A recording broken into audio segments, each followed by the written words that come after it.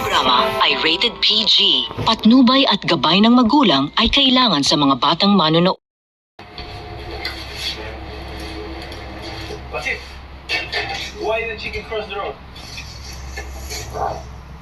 Quick question.